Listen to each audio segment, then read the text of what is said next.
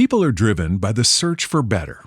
But when it comes to hiring, the best way to search for a candidate isn't to search at all. Don't search, match with Indeed. The hiring process can be slow and overwhelming. Simplify hiring with Indeed. Indeed is your matching and hiring platform. With over 350 million global monthly visitors according to Indeed data, and a matching engine that helps you find quality candidates fast. Ditch the busy work. Use Indeed for scheduling, screening, and messaging so you can connect with candidates faster. Join more than 3.5 million businesses worldwide that use Indeed to hire great talent fast. Listeners of this show will get a $75 sponsored job credit to get your jobs more visibility at Indeed.com/PODKATZ13. That's Indeed.com/PODKATZ13. Terms and conditions apply.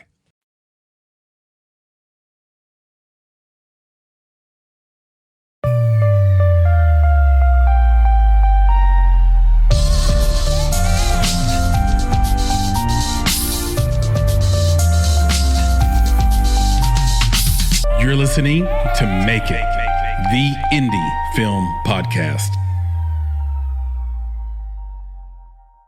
Hello, and welcome to another episode of the Make It podcast. And yes, it is your host, Chris Barkley, and with me is my good friend, Nicholas Nick Bugs. Come That's on, right, man. Nick. But do I need any introduction? No, sir. At this point in the game? No, sir. Okay, very good. No, sir. With us today in this special episode is, of course, producer Papa Bear and intern Sam. And together, we want to tell everyone out there, happy holidays and Merry Christmas. And what we have prepared for you today is a special episode. No guests per se, but yet lots of guests. It's almost like a riddle. There will be lots of guests, but yet no guest. There'll be lots of us, yet we won't be here at all. And the reason why is because we are doing a clip show this time. So this episode is a clip show. We are going to share the best moments of 2024, and it was just an incredible year. So for all those people who are on the podcast or part of the podcast this year, and you don't find yourself in the clip show, please do not take that personally. It was incredibly difficult to pull these clips out. I mean, we had so many and we had to whittle it down so that this episode was actually consumable within a decent amount of time. So with that being said, well, Chris, let me jump in and say, do you guys I know you said it was it's the best of the clips, but I think that these are just some memorable clips. And I can see us. I mean, we've done callbacks to previous episodes before. I'm sure we'll do that again throughout the year. But these are definitely some memorable clips. And for whatever reason, now at this time when we look back, those are the moments that I think we reflect on a little bit more than others. So I wouldn't say they're the best, but very memorable and great to kind of close out the year. In the eye of the beholder. In the Bible, right. Yeah. I don't know, Papa Bear, what process you went through, or Sam, what process you went through to get your clips. For me, I looked for things where there was sort of not just things that stuck out, because so many things stuck out, but things that might be missed by the audience, and times where I think that either something unique happened or that what we were saying is incredibly evergreen. So I hope that you guys sort of went through the same process. And before I get started, can I share a special note from Nick, please? For Christmas. Well, Chris, wait 1 second. I want to mention you just actually gave us a riddle without even realizing it. No, did I not realize it? Yeah, you didn't realize it. What sticks out? You ready? You ready for it, guys? Yes. Yeah. What sticks out but would never be missed by our audience? What sticks out but would never be missed by our audience? You ready for the answer? Yes. I almost played something terrible, but yes, go ahead. Sam's polls. Sam's polls. Yes. I knew that's what that was at. Yes. I almost said it. I knew. I was waiting, man. I was like, yo, looking at you. I was like, he knows. By the way, I'm having a wonderful little Christmas chocolate raspberry cocoa here. Nice. Shout out to Limit. Limit, if you're listening, LMNT. Hello. Sponsorship. Hello. Yeah, we love it. And Nick, I would love to know a little message from Nick before we get started with the clips. But we say that in love because we love you so much. So, in love and respect and adoration and admiration, remarkableness and all the things, you know what? Go yourselves. Okay, and with that, we are ready to start our holiday clips. And I have two to get us started. And the first one is, let me just give you a little context. It is from our episode with the one and only David D. Birdsall. And it is one of these things where if you've watched this show long enough, been a fan long enough, you know that me and Nick have each other's back and we compliment each other all the time. And we sort of reinforce each other's ideas a lot.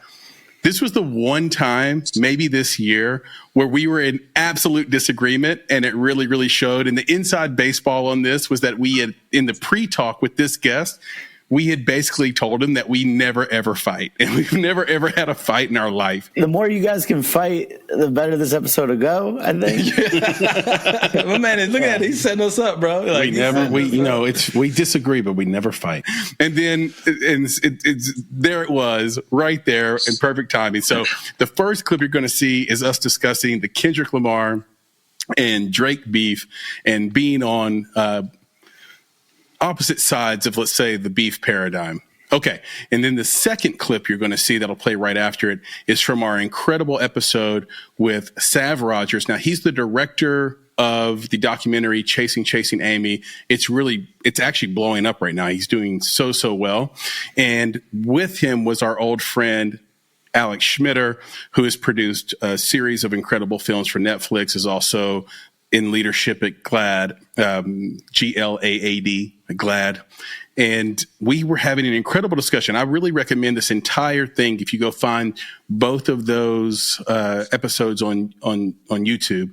PB, when did this episode publish, the Sav Rogers and Alex Schmitter episode? That was July the 11th. Okay, so go back to there, check it out, July 11th. On YouTube, search for their names, Sav Rogers, Alex Schmitter. Anyway, this was actually one of Nick's culture checks. So we love that segment. We love the way first of all, how comedic it is, how we get into it. But I thought Nick was really on one here. He was on his soapbox in the best possible way. So enjoy these two clips. And when we come back, we're going to hear from Intern Sam. And I'll say this about the beef too, and I haven't shared this opinion yet because I haven't really had the opportunity, the context to do it. And I do want to hear what your sort of opinion on the state of hip hop is.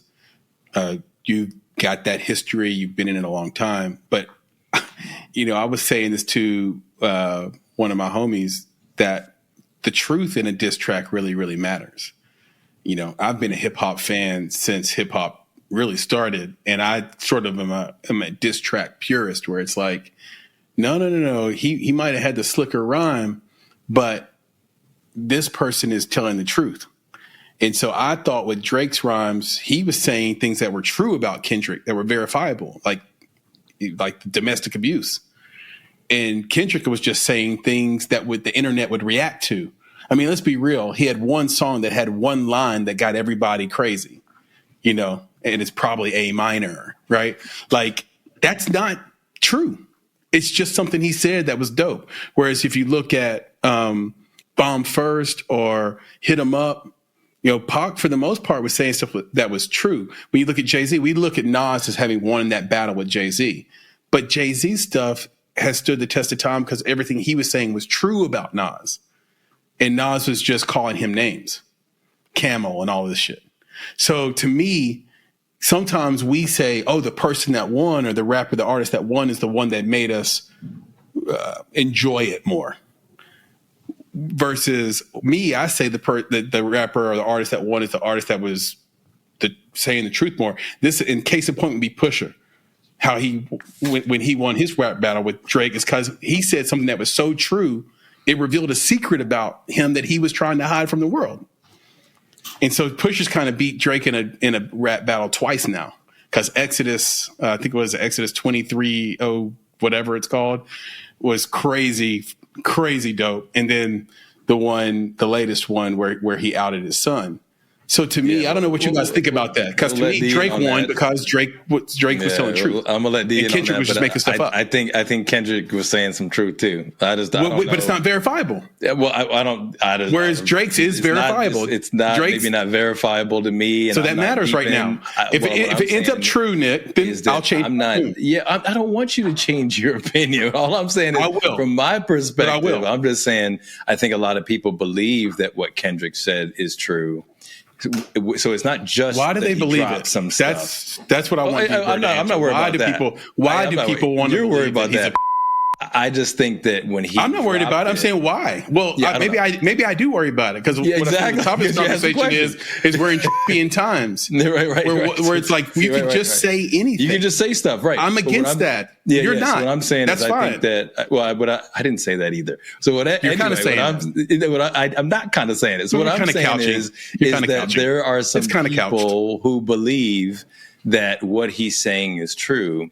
So they're taking it as Are true. You one of them? I don't care about other people. Do you think it? I want to know what you say. I want to know. I'm just saying. Do you think it's true? I'm trying to get back to D-Burp. So anyway, okay. My point is that I think that that's what's happening is that people are believing and they're taking it as true. And then in addition to that, he did drop some things that were like, oh my gosh, like that was tight. Like you were just like, yo, he rapped the shit out of it. I'm not. He did. Plus, that felt like hip hop. The sampling, Kendrick's the beats, like everything about that felt like hip hop, and that's where I think the beef is. It's in hip hop. There's no beef in pop. You know what I'm saying? Like who beefs in pop? You know what I'm saying? So Eminem felt he can. Eminem beefs in pop. Eminem can beef in whatever he wants to. Right. But what I'm saying is that I think that's where the battle went for him is that he got that part of it, which is like there's a raw hip hop. We're beefing like old school. And that vibe is what really grabbed a lot of people versus what Drake was doing. Kendrick's a modern day Rilke. I will never deny that. By the way, love his music. A lot of people didn't like his last album. I thought his last album was actually a stroke of genius. I've never heard anything like it in hip hop, period. So I'm not being subjective here because Drake is light skinned and I am as well. It's not a team. It's not a team light skin. Team light skin. It's not team light skin. It's not team biracial. Although biracials did dominate the Olympics this year, proving Dr. Umar is completely full of it. But like the point is that I just think for now Drake said things that are true. Kendrick didn't. You're talking about other people I don't know and not talking about yourself. D-Bird, go ahead. Well, I said that. No. You said your piece. You said your piece. Let D-Bird go. You see that? He trying to drop the last word and like, no. Like, you know what I'm saying? Like, that's not how this is going to go. So anyway, yes, I wanted to say that because, again, I think that's the sentiment around why he's at 78% of the poll versus everybody else. But D, go for it. Yes, yeah. I'll just say that this is probably a hot take, but when they first dropped diss tracks against each other, I felt a huge womp womp enter the room. I was not impressed. Everyone was excited that like two of their favorite artists are battling. It's like, oh, we haven't had this in hip hop for like 15 years. That's awesome. That was needed. I just wasn't impressed by the rhyming. I was like, this isn't diss tracks. So I literally pulled out a beat and I was like going to write a diss to both of them. I'm like, come on, you can do better. I love that. And then the diss progressed because they, I guess, just did a light tap just to see if the other one would hit. And then, like Meet the Grams came out and then Drake hit back and then Kendrick again, so then I was like, never mind, I'm wrong. Like I'm just absolutely wrong. But I will say that like I actually had, and maybe this is an unpopular opinion, I actually had Drake up before Kendrick's Not Like Us. I had Drake up, and especially once he said like, oh yeah, we like planted little seeds for you to like write a whole verse, he dedicated like a minute and a half to this daughter that was basically just like Drake trolling him. And that, I was like, Drake won. That's exactly my point. For the reasons Chris said, I was like, you can't, like, if he doesn't have a daughter and he did that on purpose, then everything he said is just null and void. You know what I mean? Like, that's kind of a negative one for Kendrick for not doing his homework and for falling for it. And then Not Like Us came out. I was like, yeah, you got him. Some flashy stuff. But I'm kind of with you, Chris. I'm like, who knows what's true and what's not? I don't know these people. It did feel a little bit more like, oh, here's these rumors. Let's lean into them and like do it in a clever way. Yeah, the track that actually was before Not Like Us from Kendrick was the one I liked the most, where he was talking to his son. Yeah, that was. I thought that was cold blooded. It was dope, man. It maybe one of the best diss tracks of all time, because his kid is going to grow up and hear that song. He's not going to be able to avoid it, which is so crazy. And I think with Not Like Us, even though it is a dope track, to your point, D, like it's one of those things where Kendrick was smart enough to play into the zeitgeist. Culture check. Jesus Christ. It scares me every time you do that. God dang it. I got to catch you off guard. And it still scared me. And I knew catch you off guard with that, bro. I know you knew, but you didn't know you knew. So here's the deal. All right. And this is it's kind of weird how it worked out, because the title Chasing Amy, and then you got Chasing Amy. And I'm just telling you legitimately, like, this was on my mind, and this isn't something I thought of just because of Chasing Amy. But it's about representation, and this is my question, okay? And I'm going to get into it a little bit. My question in this culture check is, why are we chasing Hollywood? Okay, and here's the thing. Why do I need trans representation in Hollywood? Why do I need black representation in Hollywood? Why do I need more women representation in Hollywood? Why is it got to be Hollywood? Because what I kind of feel, believe, and maybe even know is true is that filmmaking is one of the most diverse arts that exists on this planet. It is not lacking inclusion. It is not lacking diversity, but Hollywood is.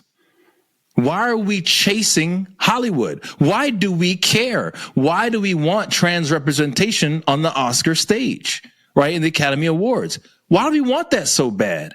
Why are we chasing that? Why aren't we creating new avenues for these voices to speak? There is a friend of the podcast, right? That's Kristen Baker, right? She's got Tello Films, right? I found out just recently that there's Reverie, right? Why aren't we, the communities that have been so underrepresented, promoting those platforms, putting our content on those platforms, bringing people to those platforms, not to say, hey, go here, but let you know we are represented there. We're comfortable there. We're happy there. We're seen there. I was thinking about it for black folks, right? And I was like, could you imagine if the slaves were like, hey, I want Massa's house? That's not what they say. Slaves say, I want my own house. I want 40 acres and a mule. I want my own property, right? So why are the underrepresented seeking Massa's house? Why do we want Hollywood? Why do we want all those things? Why don't we build something, right, that is ours, that is fully representative of the mixture, of the diversity, the inclusion of all these stories? And I think that's basically my culture check. I'm like, I don't get it. Like, why do we want from them that which they don't want to give us? Just go somewhere else. Build something else. Build something so monolithic, right, that then they look up to us, right? So that's my question for you guys. Why are we chasing Hollywood? I love this question, and I think that we're going to get to share like the both and of it, because I think I shared a statistic in my last time here in 2021 that is still true to this day, that more Americans believe they've seen a ghost than met someone who's transgender. And what we know of film and television is that it is one of the most expedient ways of personally familiarizing someone out in the world if we can't go door to door. So, Nick, I agree with you. It's like if they don't want us, they don't get to have us. And I think there's an opportunity to push these institutions towards better art form, more creativity, refreshing stories that inevitably include us because that's reflection of the world. And we know that familiarity, especially when it's personal, breeds acceptance. We need acceptance really badly right now. It is not easy to be trans out in the world, especially if you're a trans person of color. So I think it's a both and, because there is no lack of creativity with storytellers, with the community and the kind of like art that we're creating. And we're not reaching those people who could be potential allies and accomplices if we're not naturally included in stories that are representing the world. I mean, if we look also at data, it's like 1 in 5 Gen Z calls themselves LGBTQ. Well, then if there are at least 5 characters in any TV show or movie, one of them should be LGBTQ. And it's the same of people of color. Like, this is the most racially and ethnically diverse cohort of young people coming up. So I think it's a push. We have to push Hollywood to reflect the reality with which we live, and we should be supporting those places that already support and want us to be there. And I think there are different like objectives and purposes to be in both places. It's not as if one should exist without the other. In fact, they cannot exist without each other, in my opinion. Okay. Sad, what you got? Yeah, I agree with pretty much everything Alex just said in terms of like the importance of being included and demanding, that the world around us be reflected and not just in the worst ways possible, right? So not just seeing trans trauma porn on TV. Yeah. I can think of a few storylines of including trans characters where I'm just like, was that the choice to make? Okay, great. Moving on. I will say from a filmmaking perspective, this is a business, and businesses need money to be able to operate. And I can go out and raise up to a certain budget level for an independent film, but I cannot fundraise at the studio level. I cannot get a $50 million budget for my dream project independently. Most filmmakers can't. There's also the consideration, because you need to be able to pay people. God, I would love to not pay people on a favored nations basis and making sure that everybody gets their full day rate for a film. That's the day that I think I will feel successful as a filmmaker, is the day where every single person on set gets their full day rate without negotiation. See Jerry Seinfeld's new movie Unfrosted for an example of that, where everybody got paid an enormous amount of money for just something he was bored at the house thinking about. Anyway, go ahead. No comment on that movie. We'll move on. It's a movie about Pop-Tart. I'm not unsold on the premise. Here's the thing for like Alex said, like I dream big, right? And in terms of distribution, the movies that I dream of are like Barb and Star Go to Vista Del Mar, or Who Framed Roger Rabbit, things that are really The Truman Show, things that are really innovative within the cinematic space. And you need money to be able to do most of that. Money is not, creativity, you can always get around things. I think a healthy budget cap can actually breed more creativity than if you just had an infinite amount of money to do anything. The constraints, yeah. Yeah, but I also needed to connect with an audience. And we're in a phase where people are building a lot of new things. But I want millions of people to see the work that I'm making. And right now, there are a handful of traditional distributors who are able to provide that. All distribution has to be active distribution. You can't just give your film over to someone and be like, okay, this is over, bye. Yep. Make sure this is marketed, by the way. Amen. You have to be an active participant in the distribution process. And studios get to do that on a very high level where they send their stars out on press tours. Look at the Barbie press tour. That is active distribution. Yep. They spent a ton of money in marketing, but they made all of that back because they made a feel-good movie.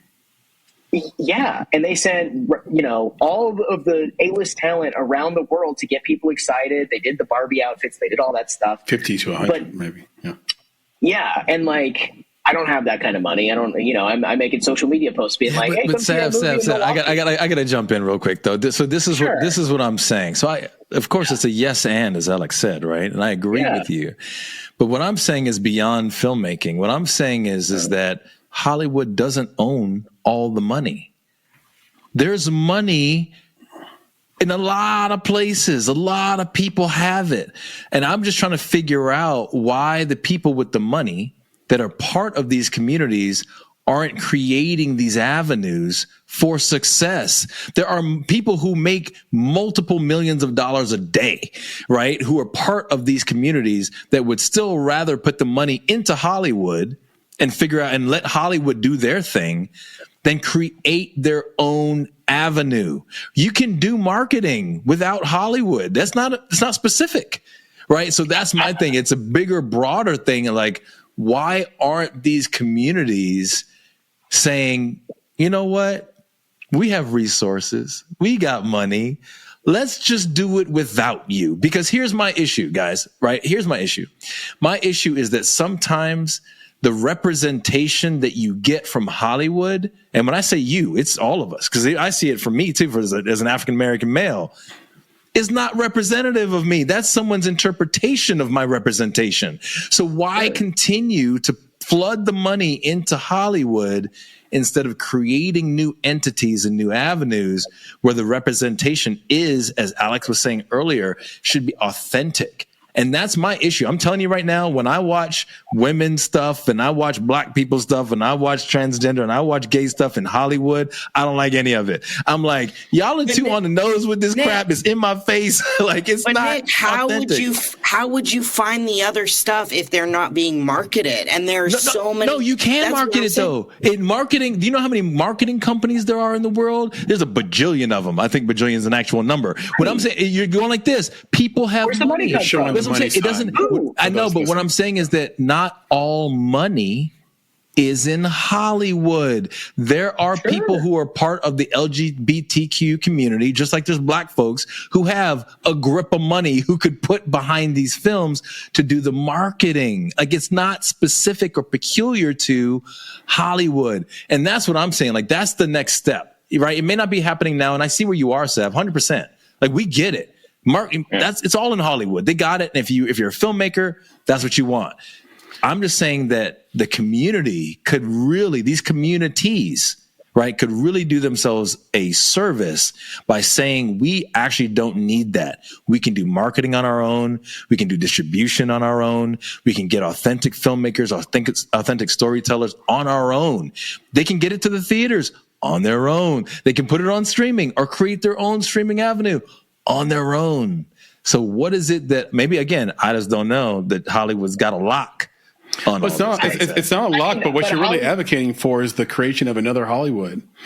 Or multiple. And Hollywood was already created by a group of people who were being discriminated against. They literally fled New York and moved to LA. That's why Hollywood exists where it's at. We're talking about Jewish people. So it happened once before. Maybe it could happen again.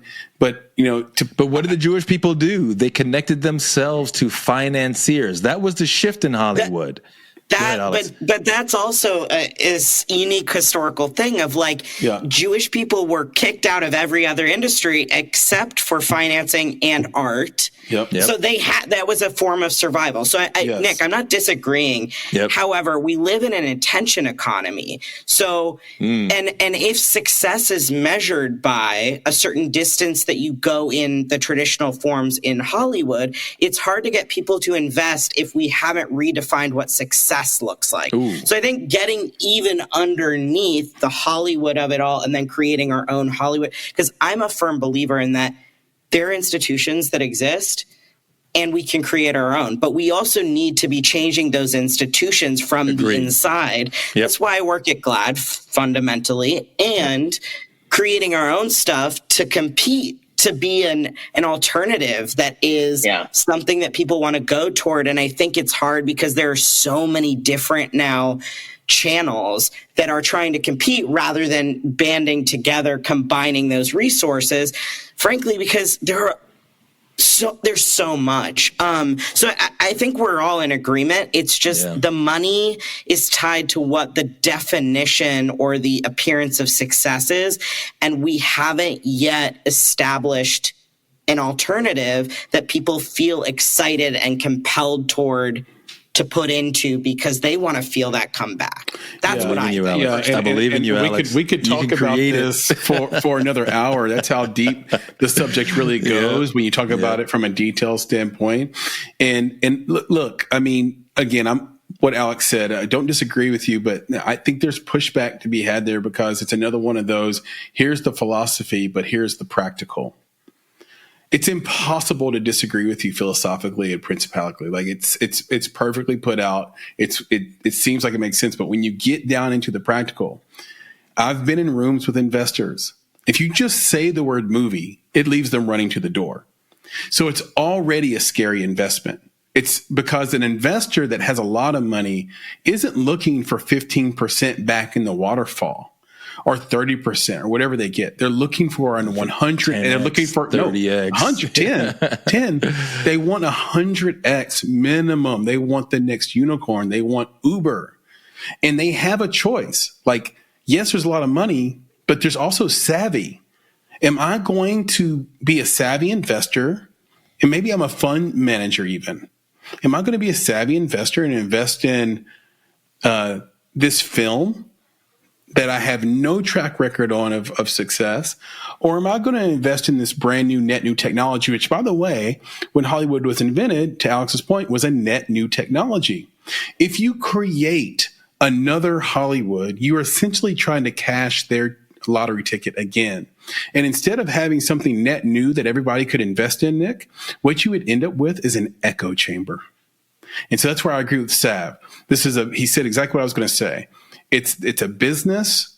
You don't want to make movies where you're going to get glad handed back and forth and you're going to give each other lip service over and over because we're the same.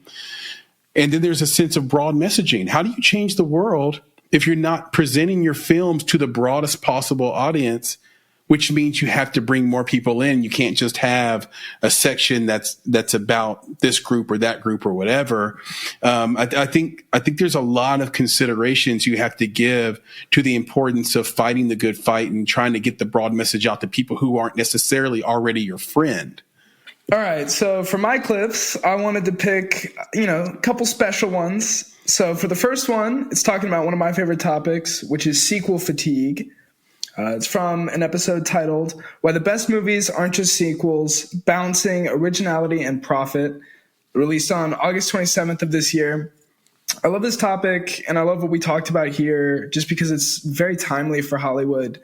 We look at films at the time that hadn't released, such as, I think, Beetlejuice had just come out, but Gladiator 2 obviously just released, and there's a myriad of sequels on the horizon, one of which being the sequel to Wicked, which is performing extremely well right now. Extremely well. So I think that this clip really sums up a lot of the discourse going on in Hollywood around originality and around where they're going.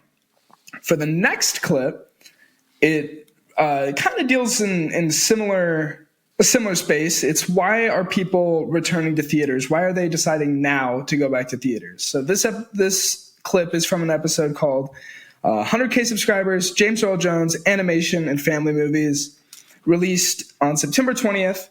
And it really just details kind of what films brought people back. How did they bounce back from 2020? Are we back? Where are we as a society when it comes to movie going? Personally, I think we've made some good strides. I think we're coming back, but it really sums that up and explains kind of the steps to bring us to where we are now. So without further ado, enjoy the clips. I need some Sam. I need some Sam in this, man. Come on. I'm here. Are we tired of sequels? If we are, why do we keep going to see them? Come on now. I want to throw it right to Sam on this. We're man. losers. I think it's right to Sam. I think it's tough because I think there's the element of nostalgia, right? That I think people are so kind of drawn in by that they're willing to overlook some level of quality to kind of compensate for that.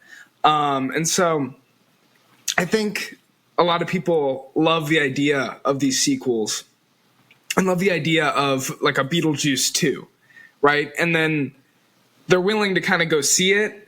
And even if it's not great, they're going to, either have seen it or be willing to overlook it, right? So you look at like a Deadpool and Wolverine. I thought that movie was pretty good, especially as like a kind of a fan service, like culmination for what Fox did with those characters. But as a film, it doesn't really work, especially not to the level that the first two Deadpool films work. And so I think a lot of people got brought in by that idea of, here's Blade, here's, Channing Tatum as Gambit, Elektra, right? Wolverine obviously back. So I think that I think it's a fad. I think it's going to come and go. I think, obviously it's working right now with Deadpool and Wolverine, with Inside Out 2. I expect it to keep working with things like Moana 2. But I mean, by the time we get to Toy Story 5, I think time's going to have run out by then. Yeah, well, 4 didn't work. 4 wasn't great, right? So like 5, I don't know. Maybe there's a new opportunity for that. You talking about Toy Story 4? Yeah, I wasn't the Toy Story 3 made me cry, man. If you didn't cry, you're a beast. You're a monster. You're an unfeeling beast. You're a monster right? if you didn't cry. Toy Story 3. Right, but 4 with Forky, bro, that was not with Forky. So, but yeah, so the nostalgia is one thing, and I think there's this interesting thing happening with bridging the gap between the generations. I think that's what this is really all about. It's like we need people to watch. Now, whether that's like to your point, it may not be quality, but I'm going to get your whole family. Right. Yeah. I'm not making the quality movie that's a drama, that's a thriller that I'm only going to get the adults to go to. And then I got to make separate movies for the kids. No, everything we do now, right, or like 90% of it is going to be I can get 10 to 100 ages, right? 10 to 100 will come and will watch that movie. And I think that's the goal. Get everybody to watch it. And that's how you do it. Because to your point, even if it's not quality, man, I might be going for that nostalgia, right?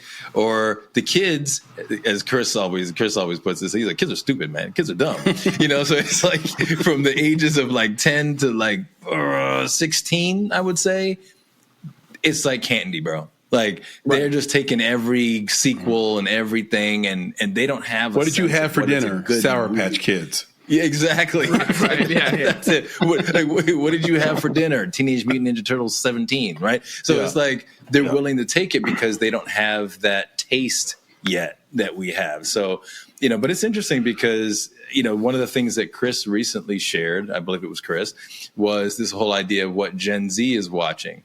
And I swear we hear a lot of this stuff from Gen Z talking about, I don't want the sequels and I don't want the superhero movies.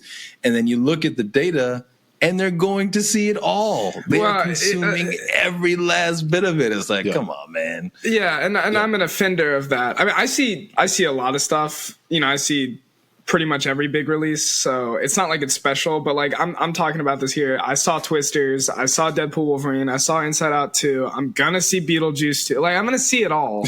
You know what I mean? I'm part of the problem, right? I'm contributing. So like, and I think that that's a common thing. 'Cause the other aspect of it is it's almost developing into trends, and so people, Deadpool 2 is the thing, Deadpool and Wolverine, Deadpool 3 is the thing to see. You know what I mean? It's the event. Inside Out 2 was an event. And so I think that that's a different layer to it that is kind of even more bringing people in, kind of the TikTokification.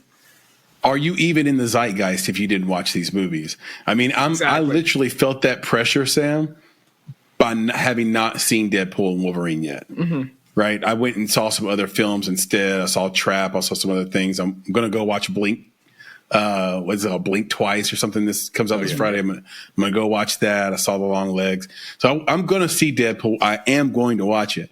But there was this sense of, are you even in the zeitgeist? You haven't watched this film yet. You can't give your opinion on this film. Now, I was joking a minute ago when I said, "Cause we're losers." The real reason is like the meat and three theory. You guys know about this meat and three theory, and it basically says that like you go into a restaurant, and one of the reasons like a meat and three works, outside of the fact that hopefully it's really delicious food, is that it reminds you of mom's home cooking or whatever, right? Now that might be antiquated, but it translates into whatever you want it to translate. If you go to a fast food place and you want to try something different, you ultimately don't end up doing it and just order the Big Mac that you always knew. And I think that we do that with movies. We see the title, we see Shrek 5, and we say, I know Shrek. I like Shrek. That last Shrek made me cry. I'm going to watch this Shrek. And we call that nostalgia, but it's not really nostalgia all the time, is it? Because some of these sequels aren't old enough to give you nostalgia. Like, it's more like, I know that, I'm familiar with that meal, and I would rather get something I know I like than risk my dollars on something I might not like. It's consistent. This could be economic squeezing as well. Well, you have less dollars. Yeah. It's very expensive to go there. Can you afford to go to something you're not interested in, or not sure if you're interested in? I don't know if you can afford it. Oh, bro, no. That's what I won't. And that's the thing. I think if you're in like the industry, right, you're probably more discerning, and you might go to see the Deadpool and Wolverine, but you probably watch the trailers. You probably did all the things to prepare yourself. But if you're a casual watcher, you're doing what you said, right? I'm just going to go with the thing that I'm familiar with because I'm guaranteed. Not the best movie, but a good time, right? That's even if I'm let down by the film, I was comforted by the context. Right. Yeah, you're familiar. It's easy. It's like a warm blanket. Yeah. Sometimes you pick up a warm blanket. This is why and you realize it's breakups warm never because take the somebody's first booty time. was on it. Right.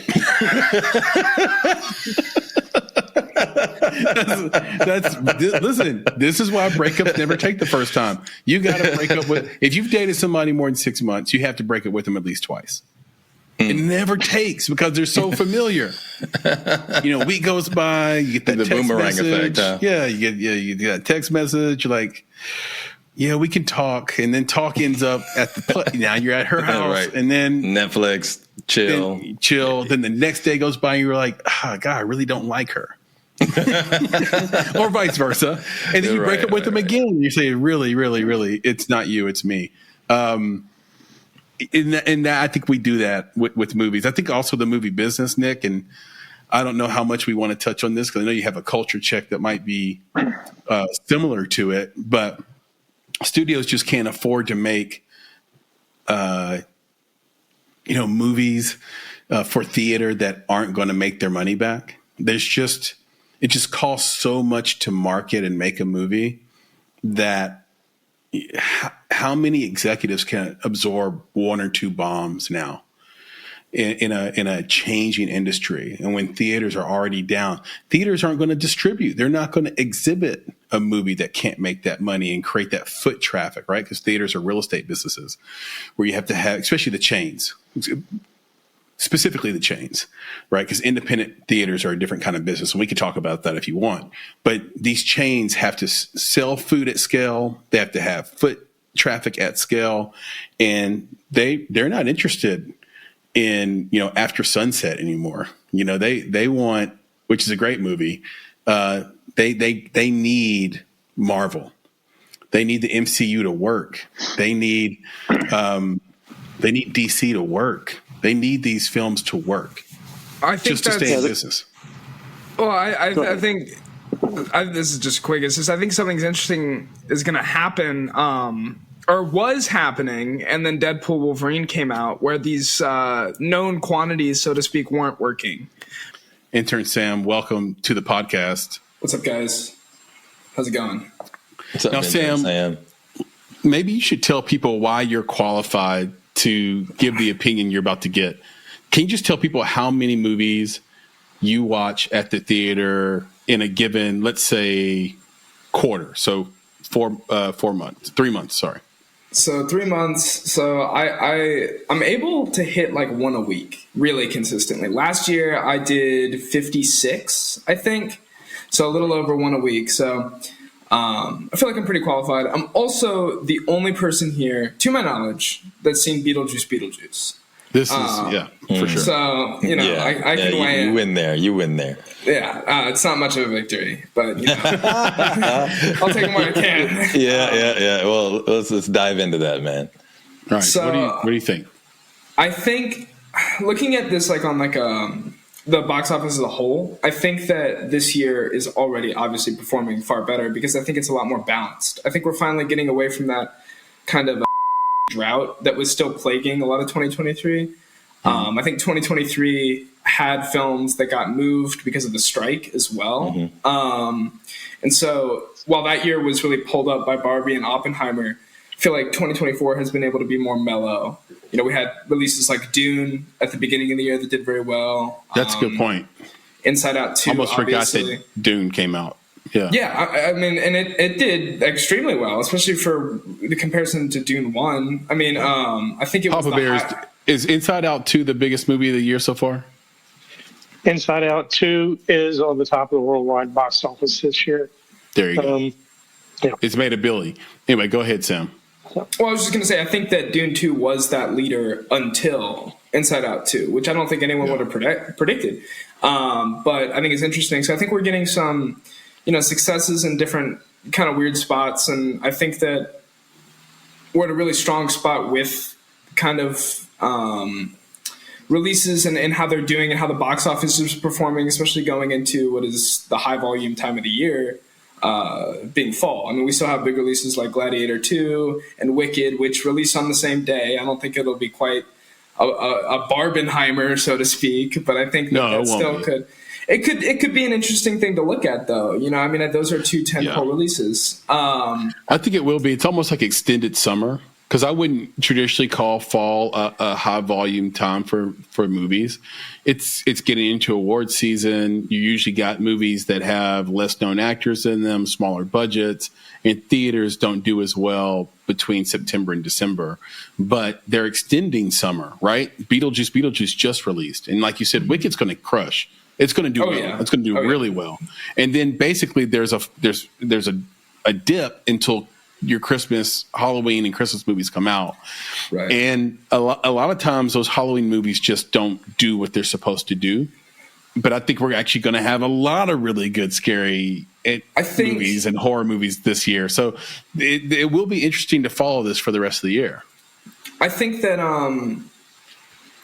horror is kind of having a big moment. I mean, horror movies always do well, especially when you look at their budget in comparison. But even you look at the release last year, Blumhouse released Five Nights at Freddy's, which was always going to be a success. But, I think from there you see the path. And, we had Long Legs already was a smash hit. And Maxine did really well, especially compared to its budget. And so I think, like, looking at something like a Smile 2, like, that's going to perform. Smile 1 performed.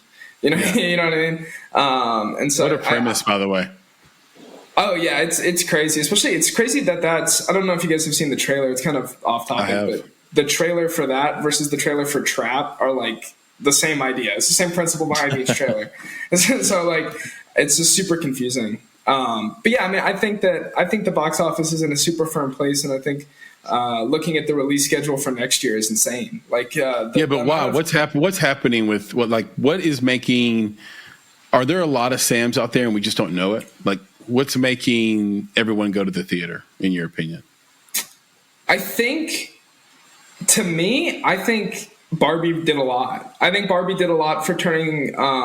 This is a concept I've talked about at one of my film classes, but I think that Barbie did a lot for turning the theater back into an event. So kind of taking it from this idea of just I'm going to go see a movie, which is how I treat it. But, I think most people just sort of kind of forgot about it, especially after COVID. There wasn't a lot of really good stuff for a couple of years there. And so I think I think Barbie brought back this idea of let's go to a movie, let's do this, let's make this an event, and then once people were back into it, they were kind of reminded of the experience of it, and so I think they're more willing to go now.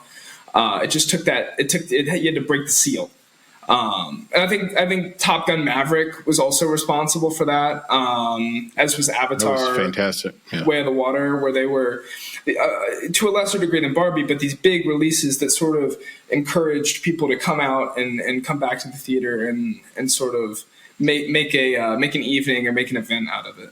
Yeah, I think a lot of it's organic, and it's back to what you said, earlier, Sam, about and other things that were happening at the time. It's just we're getting out of that now. Right, we're going back to wanting to be with other people, and I think that even the theaters, I know around me, they're all changing into different experiences. Right, you can order food ahead of time, and they're going to bring it to your seat. It's different. They've offered all these new options. I don't know about the theaters near you guys, but like, man, every time I go, it's like I got to pick. All right, do I want to watch this thing in IMAX? Do I want to watch it in 3D? Do I want to listen to it in this premiere sound? The seats are all leather, they all recline, like all these different things where it's just they're making it better. They're inviting us in. So not only do you have a lot of movies that are doing well, but we want to be out there with each other, with friends. I think still the theaters are like the centerpieces in some of these town centers. I know that a couple places that are near me, it is literally at the center of all of these shopping centers where people go hang out, right? There's a boardwalk. There's a man-made pond or lake that's there. People jog around there. There's music playing. But right there in the center of it is the theater. So I think that's also part of it. It's just we're wanting to get back to where we were before, which is it is, like you said, Sam, it's part of that experience of dinner and a movie, or we go out and hang out and watch the live band. Dinner in a movie. See a movie, right? Dinner in the movie, right? So I think that's what's happening. I think it's great to see that. Whether it's for sure, we talk about the box office itself and what they're doing with movies. It's just great to see people back out there hanging out with one another, whether it's at any age really, or going as a full family to see these things. So I'm excited about it. I hope it continues, and I hope we can keep away any of these new. I don't know what's the next one, the monkeypox, and they got all. I'm like, yo, just let's not came go back in 24. It didn't stop anybody, and I think people collectively said within the society, I don't care if I get this. Right. I've gotten it a few times already. Had it 3 or 4 times already. I really feel that people are saying that without saying that within a certain demographic of people. Of course, I think there are people who should not get it. Absolutely. Right. I think also I agree with what you're saying, Nick, for sure, and you as well, Sam, in terms of there being a confluence of things, an aggregate of things that are all giving us this outcome. But I looked at some ratings over the last weekend. As you guys might know, the NFL season kicked off in earnest this last weekend, and it was the largest ratings they've ever had. And football is already the highest rated show on any channel wherever it plays. If you look at the top 100 shows from last year, 93 of those shows were football related. One of the 7 shows that were not football related was actually related to football because it was a show that ran after the Super Bowl. So it got huge ratings because people had just finished watching the Super Bowl. So in a way, 94 of the most popular 100 shows from last year were football related. Now we're in 2024 and it has the highest ratings ever. Well, what's the cause of that? It's a friendly distraction. As human beings, we hunger for human interaction and engagement and friendship. We really can't live without one another. That's always been true. Football is something that brings people, especially domestically, together. Internationally, it's soccer, but it brings people together. And maybe basketball, but it brings people together, and movies do that as well. They bring people together. We are hungry for something that isn't related to what's happening this year, which we all know. And Kate, you can bleep this. So bleep. Yeah, bleep, because YouTube is wild about that. I can't even say those words. But we want to not have to focus on that. That is hurting our brains a little bit. It is causing anxiety. It is causing stress. We have no good options, it feels like. And because of that, where can we go to get away? Football and the theater. So not the movies at home, because what happens when you watch a movie at home? Your phone's still in your hand. Your kids are running around you. Your lover or your partner is with you. Maybe they want to talk to you about what's going on. You literally watch a movie now. If you have like a Roku or Apple TV, and a little thing will come down and tell you something else is going on. Like in the middle of the thing you have going on, it will tell you something else is going on. And maybe you should click on that. I'm like, bitch, I am watching a movie right now. I am doing a thing already. Don't do that to me. I'm already doing a thing. Right. Like, why are you telling me to leave the thing? And so in a theater, you don't get any of that. So it's the confluence and the aggregation of things that both of you guys said, on top of the very human need to engage with one another and then be a part of something that's actually real. Well, those were amazing clips from both Chrissy B. I don't know if people know you like that. Like I know you like that. Yep. High school.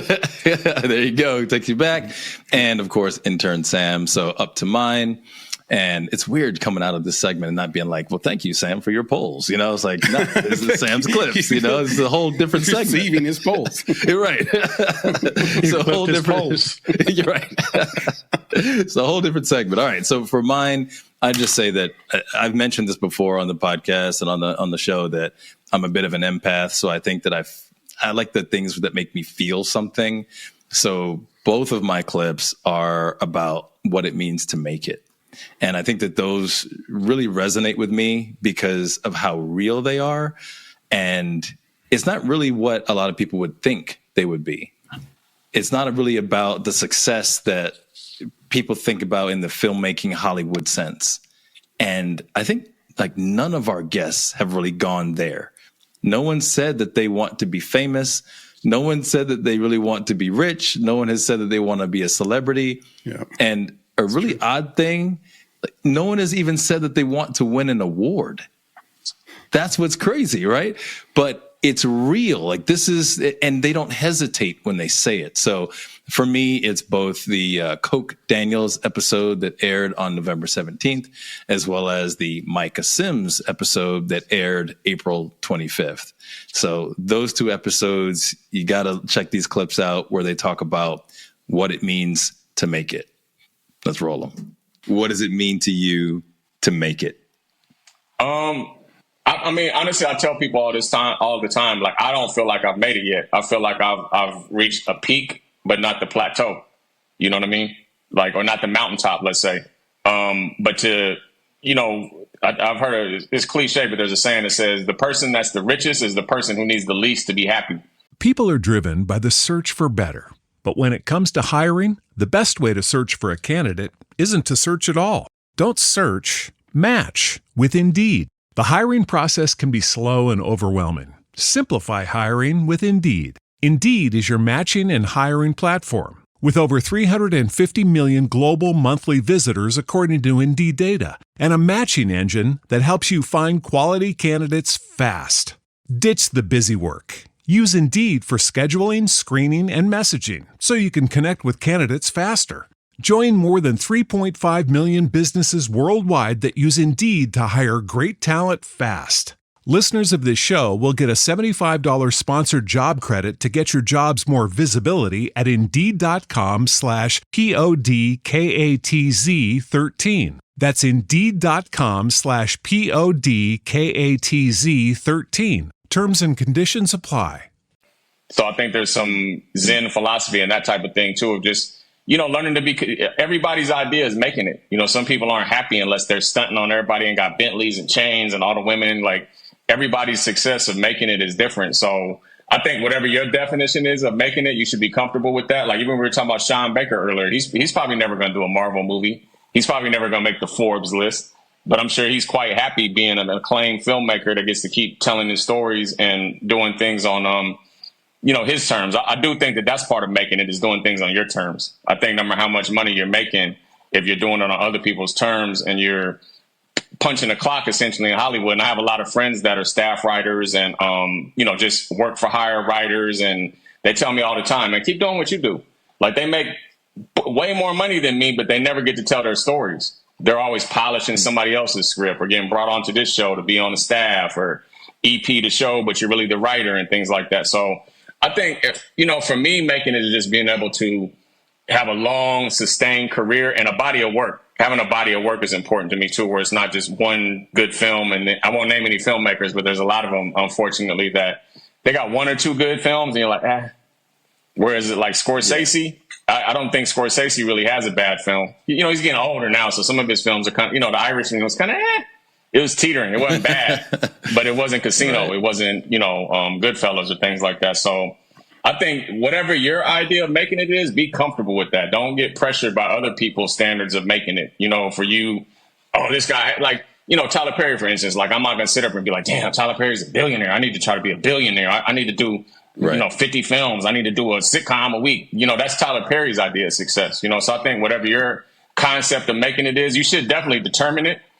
You need to have a goal, not monetary wise, but just who you're trying to be. And, for mine is being a working filmmaker, doing films on my terms, being able to provide for my family, being able to provide avenues for other filmmakers to come and, keep pushing the culture forward, man, doing films that mean something that are important to the culture, I love You're it. here. I love it. And it reminds me of Sam Zell, the famous entrepreneur who was also sort of famously modest. And he said, the only luxury in life is a private jet. everything else everything else isn't worth it. Everything else isn't worth it. Just don't buy anything else expensive, but the only luxury is a private hilarious. Jet. So It's so funny too, is another thing I always tell people is like some of the happiest people I've known in my life are some of the brokest people I know. And some of the most just vile and horrible and sad people I've met is rich people. Not all rich people, but certain rich people where I'm like, why are you so miserable? Like you have everything and you're just still angry and mad. And I used to tell my kids, I'm like, hey, just be happy. We got money. We got problems that money can fix. Some people got problems that money can't fix, and you are who you are before you got the money and when you get the money. So when you see people displaying certain kind of traits when they get money, that was always there. It's just the money gave them the ability to feel comfortable to bring it out. So just, man, be comfortable in your own skin. Run the race at your own pace, whether it takes you, a couple years in making in films or 20 years. Like we talking about Sean Baker. I didn't know he had been at that long. I've been doing films 20 years now. So it just, it's a marathon, not a race. I will leave you with this. I'm curious, what does success look like to Micah Sims? What does it mean for you to make it? Yeah, I think success is kind of evolving. I think for a long time, I wanted, my goal was to have, ASC after my name. Okay. And I think that is, I would still obviously love that, but I think the chances of that are going down quickly. But I feel definitely earlier in my career, I felt like this need to like do bigger and bigger work and to grow like where I was working and how I was working and who I was working with. And I don't feel that anymore. Like I get a lot of contentment from my family. Mm-hmm. We just adopted a kiddo. So we have a fourth kiddo now. Wow. And I just I love being with them. I learned so much from them and I love being a dad. And so I love cinematography. I love working and I love being a dad and making that all work together. And I think for really movies are not something that can really do that right now. Unless it was like a shorter run or my family could be with me or something. So, hopefully in the future I'll get to shoot more movies, as my kids get older. But I just am content. I'm super content with the people I get to work with. I love, people like Maki, like Ryan, another buddy, Isaac Stambo and Rudy and David Perry. There's so many I'm not even naming. There's just so many good guys out there. And a girl named Ashley Mello that's just doing great work. And these people I just love working with them. I love the opportunities I get. And I feel like sometimes, we get the opportunity to make some really high level stuff. And I think my idea of what success has, is doing the best I can at the opportunities that I have with cinematography. It's being the best at I can and blending those two things together. And that's what success is for me. And right now I feel super thankful that it's working out really well. So yeah, very thankful. This episode is sponsored by BetterHelp. Hey guys, I don't know if you remember, but in 2022, we had the pleasure of having a few conversations with the late Dr. Mark Goulston. Now, he's just an amazing guy with awesome stories, medical doctor and psychiatrist. He was so amazing and insightful, and he offered such great advice for the creative community. Well, there's one piece of advice that still sticks with me to this day. He said, one of the reasons you're creative is you can connect dots from the air and turn them into your creations. You may not even know where they come from, but you can connect dots like the way blobs of mercury connect to each other. It's an amazing feeling, but when you're on the down curve, what a lot of creatives think is the dots aren't connecting and they may never connect again. I've been on a fool's errand thinking that this would work, that I could do this. All the naysayers who've been telling me, why don't you just get a job? Well, maybe they're right. That feeling of utter humiliation and feeling alone is devastating. That's the time when you least want to reach out to people. But that's the time when you need to reach out to people. If you need help and don't know where to turn, consider BetterHelp. As an online platform, it's designed to be convenient, flexible, and completely suited to your schedule. To get started, you'll complete a brief questionnaire to match you with a therapist. The next steps are yours to take, and if you need to change therapists, you can do so with no cost. So, if it's your time to reach out to someone for help, let the gratitude flow with BetterHelp. Visit betterhelp.com/makeit today to get 10% off your first month. That's BetterHelp, HELP.com/makeit. All one word. Ho, ho, ho, and Merry Christmas, everybody. My favorite two clips from the year are Coke Daniels, just like Nick, but a different segment. My segment is about the story. Both of my clips are about the independent filmmaker's story on how they got started.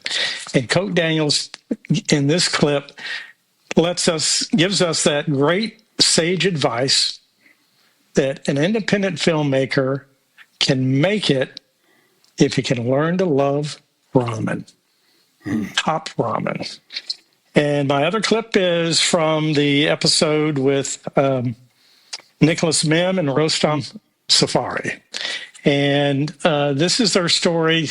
This clip is from, this clip is from where they tell how they got the idea for their film, Bujan, and it involves Rostov's grandfather and his stories from Iran. So I thought they were meaningful clips for independent filmmakers and how to get your film going and where to find a story.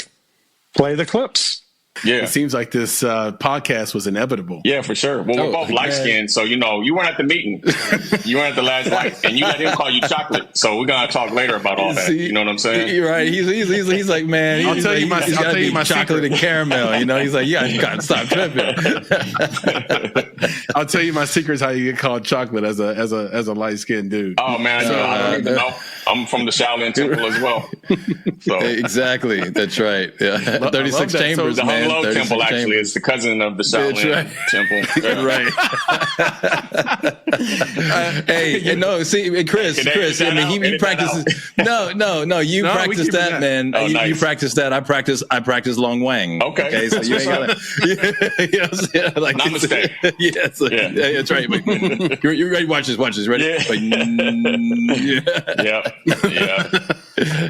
Well done. Well, you bring up Eddie Griffin. I am curious. This is really great for filmmakers to know. I mean, you're in hip hop. You're in this. Loud Records was super legit. Yeah, I'm an old head when it comes to hip hop. I remember Loud Records. I feel like I remember Madcap as well. Yeah, How did you make that pitch to Eddie Griffin? Oh, so the dope thing about it is we were kind of on the rise at the same time. You know, I'm not going to age myself. I'm a little younger than Eddie, not much though. But he actually came to the Madcap listening party. He was friends with we had a mutual friend that brought him to our listening party, and this might even been pre Def Jam Eddie. I don't even know if he was on Def Jam yet, so he wasn't really like becoming the guy. You know, so I went on to, Madcap. We went on tour. We were doing our thing. You know, I did a second solo album with Loud Records. You know, so it was probably many years later that me and Eddie reconnected when I came up with the idea for the movie. And, he remembered me, and he just liked my tenacity and the fact that, like, a lot of people was coming at him with ideas. I had a script, and he couldn't believe that. You know what I mean? He was like, wait, you got a script? Because, people, like I said, it was literally like the dinner of thieves. You just go up there, it's nothing but these comedians and actors and gangsters and models, and you don't know who's going to be sitting with Eddie Griffin, but it was always people pitching ideas. But I had a script, so he loved the script, and I think more so, to be honest with you, I think he just rocked with me, the script, because I wish I could find that initial script, because I guarantee you it wasn't that good. You know what I'm saying? I think he just really I think he liked the concept, and he rocked with me, and also he kind of seen me on a different level because he seen me in Madcap first.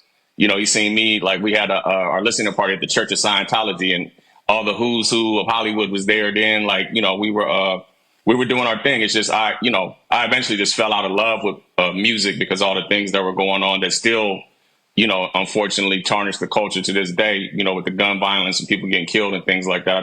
I wasn't about that. I was a Tribe Called Quest, BDP, Eric B. and Rakim rapper. And once it got away from that, I just wasn't really into it no more. So he took a huge chance on me, and he really went hard to get Baby's Daddy done.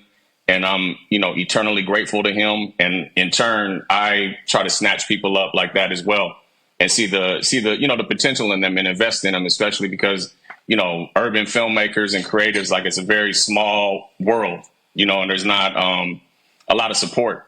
The majority of films that are getting greenlit every year are not films made by urban filmmakers and urban genres and, things like that. So it's, it's important that we yank each other up whenever we can, the talented ones. I mean, I'm going to go with the talent first, but I feel like I got to pay that forward because, it had no rhyme. My story makes no sense as it relates to the film business. Even Miramax executives were like, this was Baby's Daddy. They were like, oh, so how many other scripts have you written? I'm like, none. They're like, what?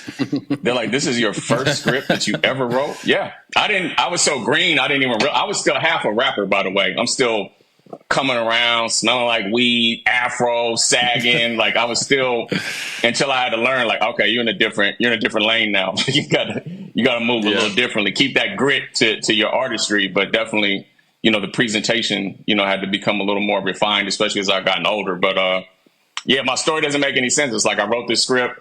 I knew Eddie Griffin. I gave him the script. 2 years later, we're on the set of a $10 million film with Eddie, Anthony Anderson, Method Man, Michael Imperioli, Bei Ling. Like I said, John Amos, man. He really, I was just reflecting on him the other day when he passed away because he like, one day, I'll just tell it, John wouldn't care. We came in, we were smelling like cannabis, me and one of Eddie's partners, right? So we breezed past John, and John is like, he leaned into me. He's like, and I just met John, and I'm still like, oh my God, this is John Amos. You know what I'm saying? Like, I'm not about to say nothing to this man because I know how to play my position with Eddie too. I didn't try to overshadow whatever he had going on with folks. So I would always just lay back in the cut and observe, But he was like, you got something to smoke? So I turned, I was like, I said, you smoke weed? He's like, no, I'm taking a survey. He's like, so we go outside, and I'm telling me and my other buddy Bird, rest in peace. He was Eddie's bodyguard. He passed away, but me, him, and Bird sat in this truck out in Toronto for probably like 3 hours just smoking, and he told us it sticks with me to this day because it definitely is something to help inform me on how to carry my artistry because I think he's seen I had that same kind of resilience and grit that he had, that ended up not being the demise, but just definitely, that's why they got rid of him off of Good Times, because he was battling with the writers. Yep. Yeah, he didn't want to. That's right. He didn't want to betray stereotypes, and he was butting heads with the writers. And what's my man's name? The iconic producer, Lear. I can't believe I'm blanking on his name. Norman Lear. Norman Lear. Yeah, right. John even told me, he said he was getting into it so tough on him, he had to bring a gun to set a couple days. You know, so he. But he just definitely gave me the speech about, man, your voice is way too strong to be a writer. And I learned, like, people, the industry really, they respect writers to a certain degree. It's definitely a filmmaker's medium. That's the ultimate voice of authority, you know. So I'm a Leo, and I'm light skinned from the 80s, so I had to be the ultimate voice of authority. Like, I can't, you know, I just couldn't.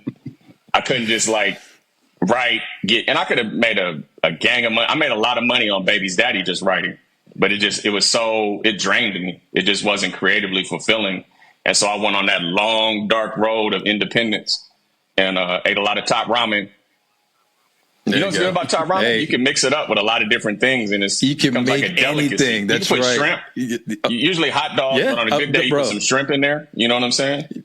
Man, the college thing was the hot dogs. I did that I don't know how many times. But yeah, you can spice it up, do a little shrimp. You got to you get some onions, like some grilled onion up in there. Yeah, just close your eyes like I'm at Benihana's. But hey, get those chopsticks too, bro. Yeah. That's all I gotta say. Like, yeah. I never went that far. I feel you though. Come on, man. But I tell people all the time when I spoke at Morehouse recently to the film students there, and I told them, learn to love top ramen. It's gonna be your friend. Trust me. Yeah. And if it's not, you're probably not really good at what you do. You know, that's one thing that I've learned too. I've seen people come and go. It's like, man, how does dude come in the film industry and get first film, $5 million, $10 million budget, but then he's not around no more because he didn't really go through the motions. You know what I'm saying? So I ramble a lot. You can cut me off at any time. You just want to be like, no, man, that's a great story. And I was going to mention something about Good Times. Like, what I also understand is that Esther Roll basically is the person who got him on the show in the first place, because I believe that the show was supposed to portray exactly the whole single mother situation. Yeah. She was like, no, I'm not doing this if you don't bring him into the show to begin with. So she was already fighting that stereotype. I'm going to tell you the truth. You know what? As you're saying this, it's crazy. We don't hear these stories anymore. You know what I mean? No. Unfortunately, we don't hear those stories of like, At least, you know, and I've been around, and I've been in everybody's office. I've pitched everybody. So I'm pretty well in tune with the industry. And I could just say for the urban film industry, Black Hollywood, which I always say doesn't really exist. It's just, you know, because it's, you know what it is? It's such a small space. So it's very competitive. Like I was explaining earlier, not a lot of Black films get greenlit every year. And then not a lot of Black filmmakers are allowed to level up and get into like episodic television or creating their own shows and things like that. So it's a very competitive space, so people don't really advocate for one another anymore. And I just, you know, I wish we could get some of that back, because it's really important. Because I'm familiar with that story as well, that she, you know, insisted that she had to have a husband, and they listened to her. And Good Times wouldn't have been Good Times without John Amos, without James. And the thing is, man, when who died when she would have bro. And when I'm telling you, like, when he died, you know, that's exactly the gift that I sent to my brothers was damn. I just 100%. But the thing is that when you know the story behind her demanding that he be on the show, that damn moment, it means something totally different. I didn't even think about that. Oh my God. Because she probably was really pissed off that they did that. You know what I'm saying? Because it was done behind politics. They wrote him off the show because he didn't want to play ball. Yeah. And then, you know, what sucks about that is when watch it again, man. When it's a person of color, they're difficult. When it's not a person of color, they're creative. You know what I mean? And it's like creative differences. All directors are difficult. You know what I'm saying? Because there's never enough money. There's never enough days. There's never enough creative control. You know, even though I do independent films, there's still compromises that need to be made, particularly as it relates to budgets. But it just, you know, it's very, you know, you shouldn't if you're a good filmmaker, you shouldn't get along with producers. Like, and they shouldn't get along with you. I mean, you can be friends later, you know, but when we're working and I'm telling you, I need this crane, and you're telling me, no, we're going to go into overtime. Like, all right, we can go out back and settle this right now. Like, gentlemen. And then I usually get the crane. I'll just say that. I won't speak on anything else. I usually end up with the crane. get this audience up to speed from the beginning. What is Humans of New York? Who is your grandfather? Why? And how did you meet Brandon, and how did you all connect this into a film? Yeah, happy to. So if you asked me when I was 13 or 14, who is your favorite artist in the world? If you asked people in my class, they would have said, I don't know, Drake or Kanye West. I would have told you Brandon Stanton, because I was obsessed with his art since I was a kid, because I loved like humanitarian kinds of projects in general, and work that spoke to that greater commonality. And it's probably because of the way, our grandparents raised all his grandkids, not me, but the things he talked about. And his art seemed to reflect that. I mean, I remember seeing this picture of as a construction worker with one arm holding something on his blog, and his question was like, "What are your problems? Tell me about your problems." And his answer was, "No problems." Right? And it's just like you got these snapshots into how other people lived, and it broke down all sorts of stereotypes and all sorts, and it just got to like the real heart of what holds us all together, right? And so, when I became, I don't know, 24, 25, like I was always looking, hey, is there anyone I can reach out to? And then someone mentioned I met him, or I have his email, and they connected us, and then I sent him an email, and I was so excited, and never heard back. And then 6 months later, I just thought, hey, you know what? I never heard back. I'm just going to swing at it again. And I did. And funny enough, he said, let's jump on a Zoom call. And we jumped on a Zoom call. And outside New York, he has a place in Georgia, which is where I lived, and it was 10 minutes from my house. And so we went out for a steak dinner one night and spent 3 or 4 hours talking. And told him, told him what his art meant to me, and we chatted. And he had been to Iran and had done a really cool story there of the people, right, and showing them, hey, these are not their government. Don't mistake Iranian people for this Islamic republic that's holding them hostage. And I thought that was a great service. And so people who've done that, like Anthony Bourdain himself, are people who mean a lot to me. I think their art means a lot to the Iranian people in the community. And so at the time, I talked about my grandpa. He's like, your grandfather's an 88-year-old man. And I told him, but like, you have to hear what he did. And to me and our family, he's a hero. To a lot of Iran, to a lot of people, he's a hero. And he was a parliamentarian who came from a very wealthy family and said, wealth is not what matters. It's what kindness and service. And, he was a parliamentarian who, imagine a senator who takes a salary and just dumps it all back into projects in his region, and over 190 development projects. And by the time the revolution happened and all the other senators are worried about, the parliamentarians are worried about how much money to build up in my bank, one of them came up to my grandpa and was like, why are you not freaking out like the rest of us? He goes, I have $14 left. $14 left in my bank account. Like I didn't come here to take from the country. I came to give back, because he really believed in service.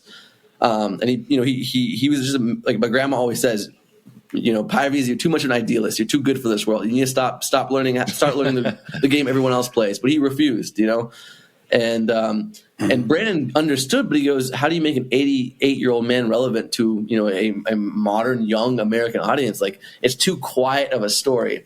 And he said, I'll do like an hour. I'll do 1 or 2 interviews. It won't take me more than 2 hours. I'll do 1 post. And he came over, and then he came over, and then he came over, and then he came over. Yeah. And he kept asking me to come pick him up and drop him off. And it was like I was picking him up from school and dropping him off. And we were both learning at the foot of the school teacher, which is my grandfather. And he told me, he says, Rustam, like, I'm at a point in my career where, I've accomplished a lot, but no story in my life has transformed me the way your grandfather has. And I think your grandpa, his impact in my life is, among the top, 3-4 individuals who shaped my life. And so to hear someone who I always idolized as a kid, who was one of my heroes, to look to my other hero, my biggest hero, and see what I see in it and share it with the world, it was extremely affirming morally and validating. And just to pinch myself, I thank God, for the unbelievable blessing to have that moment. That's something that will always be, no matter what happens. And I'm grateful to Brandon Stanton and grateful to God and grateful to my grandfather for having that those 9 months together. 9 months, man. That's insane. Like I'm a follower of Humans of New York too, and I got one of the books here on my shelf, and I'm thinking back. I'm like, is there any other 54-part series on Humans of New York? I don't think so, man. I think this is one of one, and it will always be one of one. It's pretty awesome. It is. It's so beautifully written too. It's like I knew the story, but when he released it, like I already had made the film about it. And I was still reading it, and I'm like, oh my God, this is amazing. This is so beautifully told. And yeah, you got to hand it to the man. What was the timing like on that, by the way, on Humans of New York and the film? Like, when did they overlap? How'd that work? So Rostam had called me. I don't know how far you were into the interviews, Rostam, but he had called me pretty early in the process when they were starting the interviews, I think. And I think it was, I don't forget whose idea it was, maybe Rostam or Brandon's. Was like, we should probably just get this on camera just so your family has a record of it, right? Like, do you know any filmmakers that can come out and just put it on camera? And so he calls me, and I fly down to Atlanta to do it. We all I was there to do was really put together the crew, make sure the cameras were there on time, and make sure it looked good, it sounded good. And I'm sitting back there on my laptop, as a lot of producers do, that when things are rolling, and I'm got the Comtech in, and I'm listening to the story and listening to Rostam's translations of it, and I'm like, oh my gosh, like, do we not have a post-production plan? Like, do we not have an end game for this? Because this is really fascinating, and this is really heartbreaking, and funny at the same time, and really just amazing. And so I think after day one, Rostam and I looked at each other, and we're like, we should edit this together. Like, let's make a film out of this. Let's organize more days, outside of these interviews. Let's do more. Let me come in, do my own interviews after we've kind of pieced together where we want the story to go, and then we can kind of supplement it with other things. And let's go shoot with him out on location and stuff like that, and just really tell this story right. And let's make a film, a short film at least. And it could have been a feature film, I think, if we really wanted it to be. And still can. So there was just such potential after just a couple hours of hearing him speak. And then obviously I was like, Rostam, let me direct this as well, because I really, really want to do this. And thankfully he trusted me enough.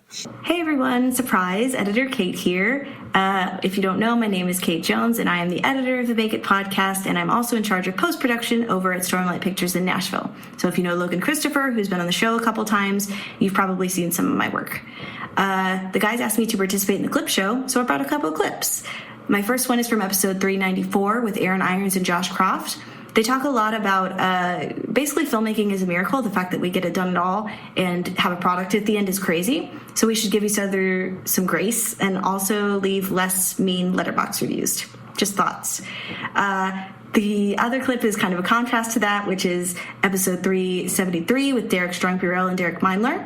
And that is Nick's first culture check ever. I did all the fun graphics, and we love that bit, so I'm going to highlight it. But they talked about the Pooniverse thing, which, it's a very good culture check in the fight between making a bunch of money and also doing the creative things that we love, and how to keep those two things in check. And I think both guests had some really great insight into that. And I think putting these two clips together was a really cool contrast of yes, we should all be nice to each other, but also, do things need to be made? Do they always need to make a bunch of sequels of a thing? Thank you so much for having me, guys. It's been such a blast to edit the podcast this year. Happy holidays. Thanks, Make It fam. Bye. I read comments all the time. There's Facebook groups and Discord channels for found footage, and somebody will watch Chest and they'll be like, this was they're just talk shit about it, and I'm just like, thanks for watching, Yeah, I love it. I'm not going to go back and fix it. I love going on Letterboxd. It's a daily. I was just going to say, you guys have a ton of reviews on Letterboxd. Oh, a lot of good ones too. Oh yeah, no, I love them all. Because I think it was Eazy-E when MWA started getting their records smashed, and they had the, especially with the movie Straight Outta Compton, you can see when they're driving by on their bus and they've got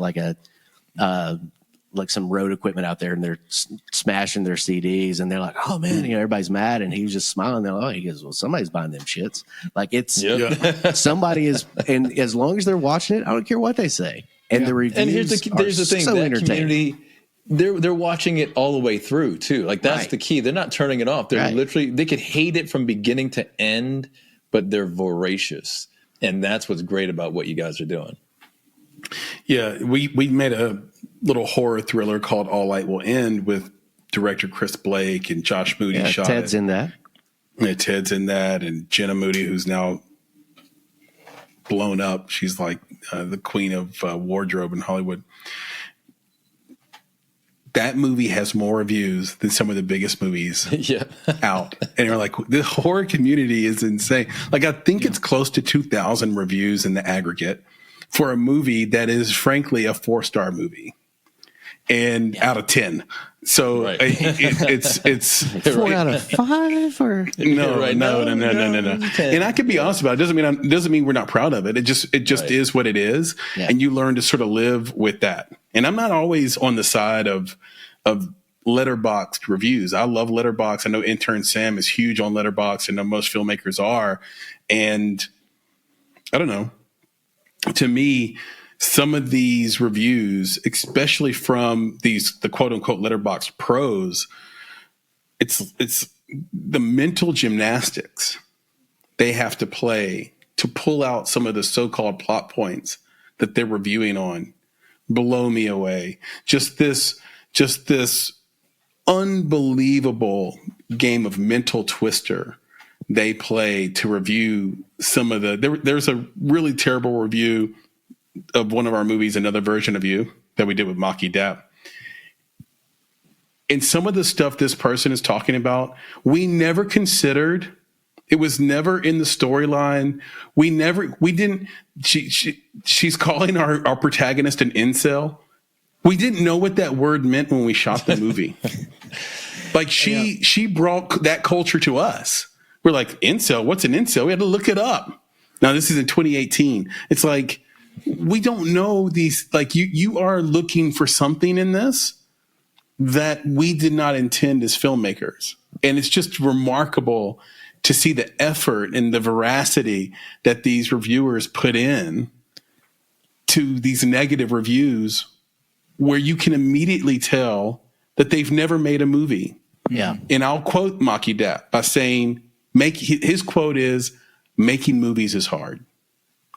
So if you've ever made a movie, you would not consider giving a film 1 star. Any movie that's finished is automatically above 1 star to me. Yeah. And if you've been there, you know it. It completely changed my perspective. Exactly what you just said, Chris, about how I talk about movies. Like after we made Chess, while we're making it, it was just like the curtain went up of, I will never say anything. Like I'll be critical. I'll say, all right, well, this is what I didn't like about the movie or what I did like, but I'm just not going to call it trash, especially local films.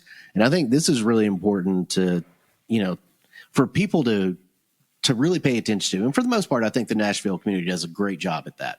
Everybody's supportive of each other, but I mean, everybody likes to jab and poke some things, but making an entire, especially a feature, anybody that's made a feature film, I don't care how bad it is. And I've seen some really bad ones from people that I know, but I would never to their face or behind their back say, there you go, that's trash. That shouldn't happen because you finished a movie.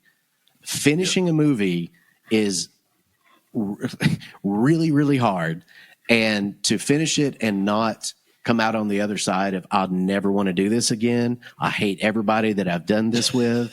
You could be friend. Me and Aaron known each other most of our lives. And, I was really worried. I was like, I hope that we're still friends after this, but we never really got into fights or anything, but it's something that I think that's just so important. And, Ted Welch, friend of the podcast here, he's said this so many times to me and Aaron too, it's so much easier just to be a nice person, about things. It's kind of difficult to be an asshole.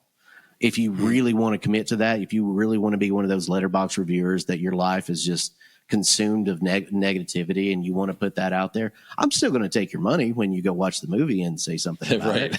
But it's unnecessary in those kind of hateful ways.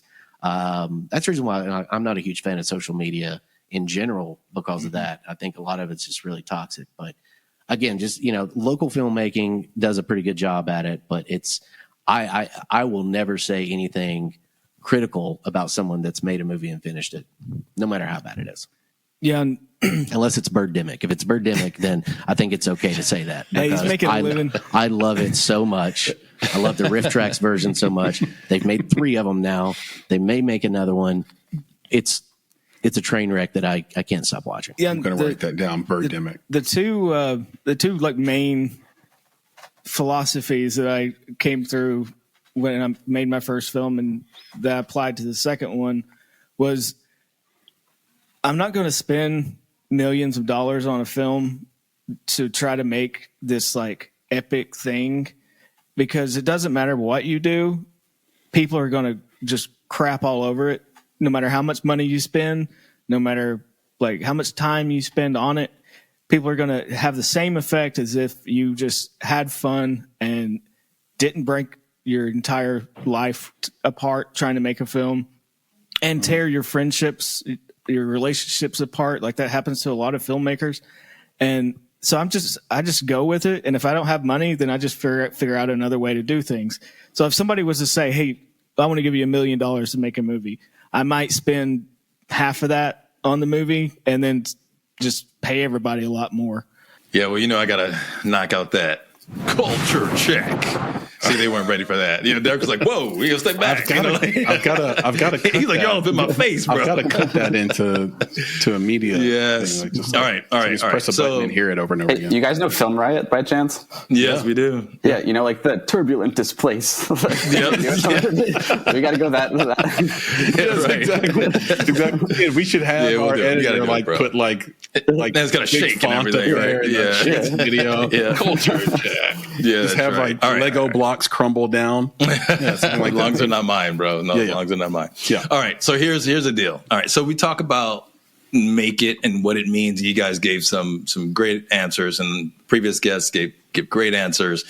But I think there's still this thing in our culture when you have, let's call them independent films that I don't know. Some people could say they're substandard, right? They're not great, but they make a bunch of money. And it begs the question, which route should you go? Right? Should you stay authentic? Should you stay true to your art and your unique voice when to the left of you is a $5,000, let's say a $50,000 film that made $5.2 million, but everybody said the movie sucked. Okay? So in the news as of late, there is a series that is they're feature films. Okay. And I just found out that the third part of this series has recently been announced. It's going to happen, I think, in 2025. And Chris alluded to he mentioned this earlier, this film, without even realizing that this is going to be part of the culture check. Oh. Okay. Are you ready for this, guys?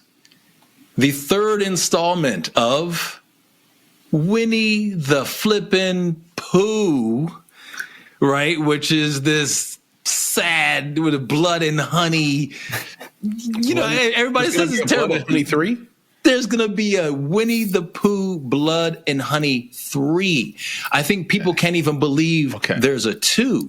Yeah. But I need you to understand that it was made for $50,000 and made $5.2 million in the box office. Number 2 was made for, I think what they're saying is $500,000 and has significantly improved upon the first one. But people are still saying it's not good. Yep. Right, it's going to be better, but still not good. And it might make, let's say it makes twice as much, right? But it's still, you're going to be making tens of thousands, hundreds. Like it's crazy. Okay, so now you're making $5.2 million off of a $50,000 movie when other filmmakers are trying to be true to their art and true to their voices and aren't making near this, nor are they getting greenlit for multiple films.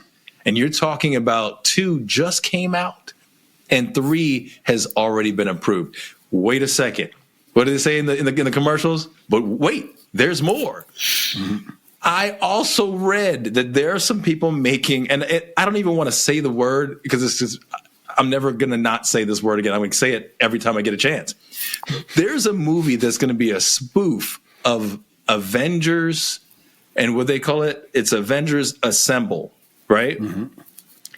They're making a movie called, are you ready? It's called The Pooniverse Monsters Assemble, as in Winnie the Pooh. And it's going to be featuring Bambi and Tinkerbell and Pinocchio and Peter Pan. It's all of these now available characters, right, that are in the public domain that they're now turning into these monsters, kind of spoofing the characters of their childhood. So the Pooniverse is upon us, gentlemen. I'm going to write down. Right, and we are over here making cerebral.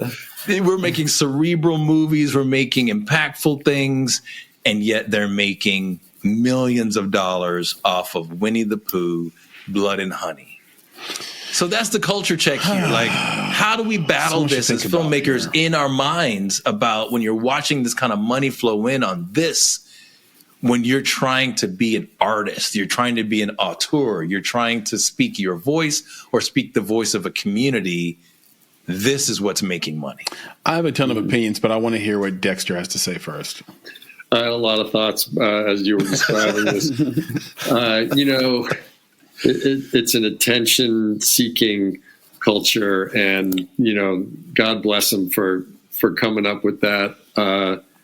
The last thought I had was, would you be wanting to stand next to that crowd of people at like the rap party? Would you have would you have anything to say? No. Right. No. So, I'm glad. I guess I'm just glad I don't have to go to the rap party for that. Yeah. Well, maybe the rap party is them dancing and money, right? Like that's the difference. It's like, and that's what I'm saying. It's not a matter of quality, potentially. Again, you don't want to crap on somebody's film. They made a film, right? They're proud of it. It's making money, right? Who are we to say good or bad or otherwise? But go ahead, Dexter. The first thought I had was, that Winnie the Pooh one was probably like a whole lot of fun and made out of like a pretty honest place, I would imagine, even though it may have really sucked. And now, now there's just the money train kicked in behind them. So, God bless them. I don't know that. I mean, I'm making slasher Pooniverse films anytime. See, you can't not say it now. Now that the word is out, it's the sequel to South Shore. No, we're gonna take it down a different path. There, it's gonna involve sharks and pirates, and that's right. Sharknado actually is a really extended good Sharknado universe. A really good example. Shout out to Thunder Levin, creator of Sharknado, who basically made this thing for fun, and then he got caught up in what Dexter exactly said, which is like, somehow it made money. Somehow people, what happened, I remember it was on Twitter back when it was called Twitter. People were watching it to watch Ian Ziering, who was famous for being on Beverly Hills 90210. And I don't think he was super well liked. They were tuning in to watch him get eaten digitally by a shark. And that got so much attention. Yeah, that got so much attention that it allowed Sharknado 2 to happen. But when your moment's over, it is just over, and you're left with Sharknado. And you're not left with that sense of having said something you wanted to say. Derek, what are your thoughts on this culture check here? I think just like the way of kind of you need to look at it as an artist to make sense of it all is starting with a little introspection. You kind of have to understand what you want, like what you value yourself, in terms of like, are you in this for the money? Are you in this for stability? Are you in this to tell your story? Or to tell things that you feel need to be told? And, then that can help you make sense of like it's choice overload, really. Like, what do I make? Do I make this thing? Do I make this? Do I make this?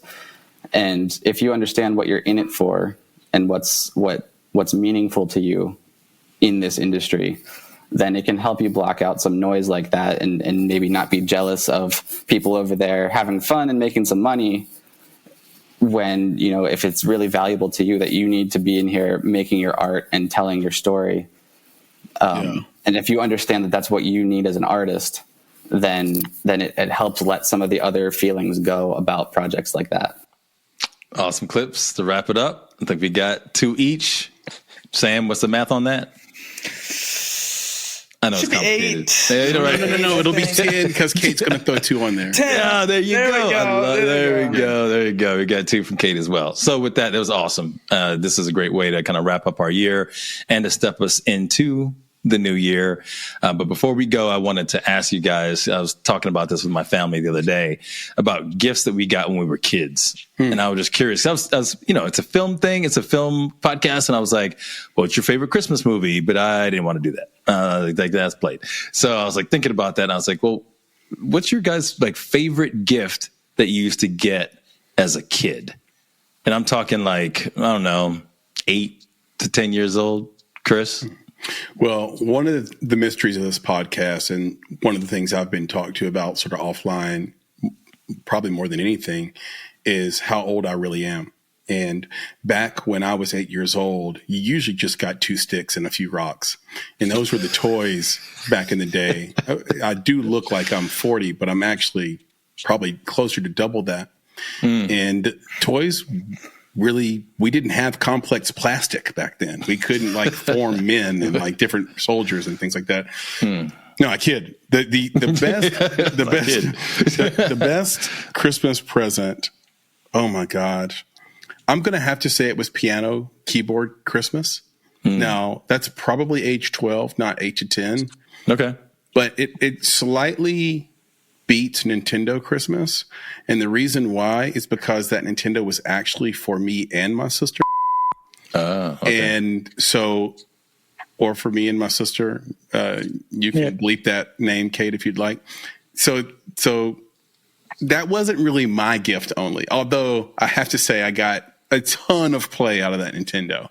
So probably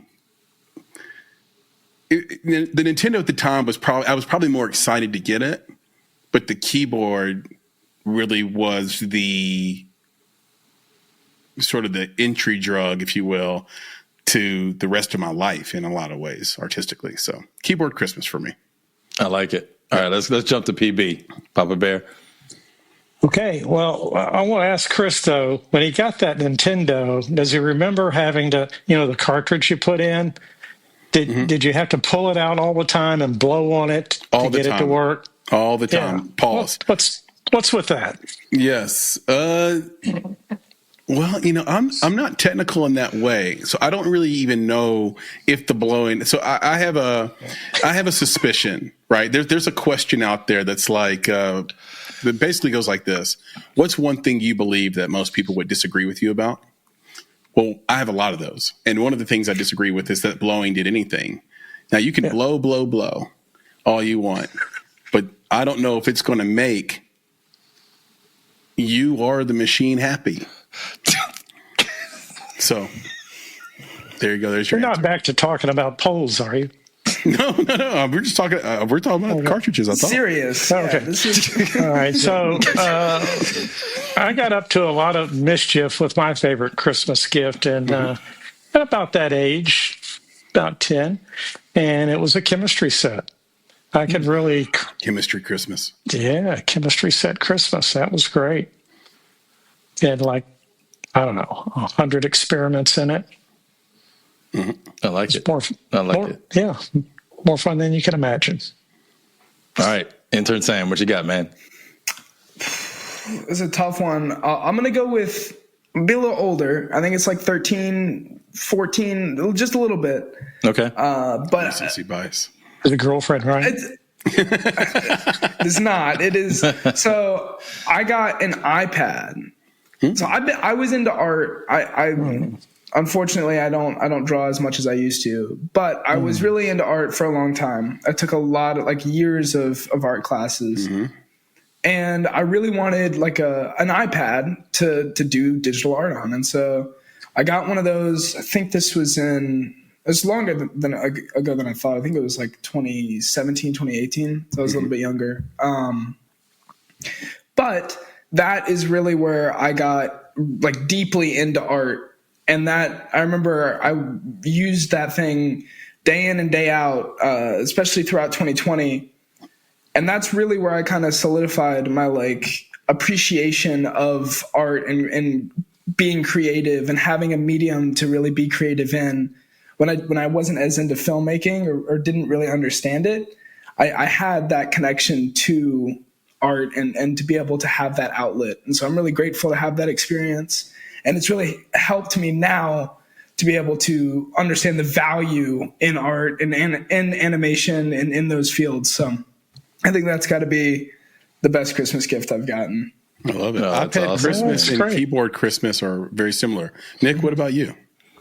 All right, so mine is simple. Blank cassette tapes.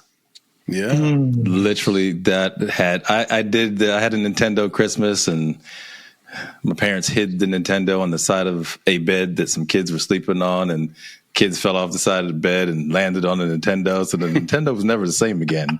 So we used it. It just wasn't the same. But I will say that the cassette tapes. Now, so Sam doesn't know anything about this, right? So I used to get that 9-pack, bro. Like, you don't even understand. Pictures. Like, that 9-pack of blank cassette tapes was kind of like the iPad. It was this blank canvas now that I could use for whatever I wanted to use it for. And I grew up at a time when if you wanted to listen to some music, you wanted to make a tape, right? You plug that sucker in and the song would come on the radio and you hit record, right? And you'd make your slow jams tape off of what you heard off the radio, and you'd make tapes to give to other people. And then if you tried your hand at music, then you would record on your tape. So I could play my saxophone and record and do all, but it was just, you could do this over and over again. You could erase it, right? Start again if you needed to. Like, there's just so many different options that you had. And I was an introvert. So being by myself, listening to music, right? Listening to music, playing music, the cassette tapes were everything for me. And I don't know how many years in a row I got those. And it was just like, I don't know, it's an exciting feeling every time. You know what the common thread is between all of our gifts? We all got something that gave us the opportunity to create. Get that right. So if you're out there listening and you are giving gifts, give the gift of creation. And it seems like that'll be the thing that, you know, people will remember the rest of their life. Now, there's a lot of ways to give that gift, as Papa Bear is chuckling about in his own head right now. But if you take it in the literal sense, you know, give something people can use to create things, create art with, create a passion with. Because I had those blank cassette tapes too, man. I would record the top 9 at 9 on 92Q. I would record the top 7 at 7. I would stack harmonies. I would write songs on those blank cassette tapes. I even, when 9th grade, I had a girlfriend named, you can bleep that name if you want to, Kate. And she completely broke up with me and was seeing some other guy. I wrote a syrupy R&B song and gave it to her. It was horrible. You know how bad she came running back? No, not at all. You know how bad you have to be simping to have your homeboy guest feature on a song you wrote for another girl that broke up with you? Hey, I had a friend come in and do runs over the top of the chorus. That's what you do with a cassette tape, man. And it's That's like, okay, like, is he going to get the girl now? Because he sings better than me. I don't know. Anyway, it's all good. Anyway, this has been an absolute blast. I hope you guys enjoyed a look back on the year that was in 2024 with the Make It podcast. We have so much in store for 2025. So stick with us. We will be back with a new summaries episode on audio only on the 29th. And from there, we'll be back in action with brand new episodes. Some of them already recorded actually for 2025. And it is going to be just an enormous year for indie film and giving indie film advice and having indie filmmakers on and having filmmakers talk and educate and inspire and entertain. So we appreciate all the love, support. What an enormous year. Hoping to do that again next year and keep this train going. If you're watching this, you know where to find us. If you're listening on audio, you know where to find us. So please cross-pollinate those. That's all we've ever asked. Also, that's right. Wherever you're at, whether it be Apple, Spotify, YouTube, like, subscribe, rate, it makes a huge difference. It really helps us with sort of searchability and discoverability and all those things. and certainly down to front just to help with the business, the podcast as well. So do that for sure. And go find our gear. So when this airs, there will be probably about 5 days left. So we have at Cotton Bureau 20% off code in the store right now. And then we have a 20% off code at our shop on themakeitpodcast.com or bonsai.film/shop. So anything you get there is 20% off until Christmas Day. Don't miss out and wear your filmmaking journey. And so with that, Nick, can you please leave us one last time in 2024 with the credo? It's crazy to think. So I have to say, everybody, happy holidays. I'd say good riddance to 2024. That was a great year. We did great things, and we're looking forward to 2025. So with that, we'll say be better, be creative, be engaged. And thank you for listening. Nick, Papa Bear, Sam, see you guys in 2025. Yeah, man. Let's do it. Looking forward to it. All right. Happy holidays, everybody. Enjoy the break. See you next year. Yep. All right, folks. Peace. Love you guys. Love you too, bro. Peace.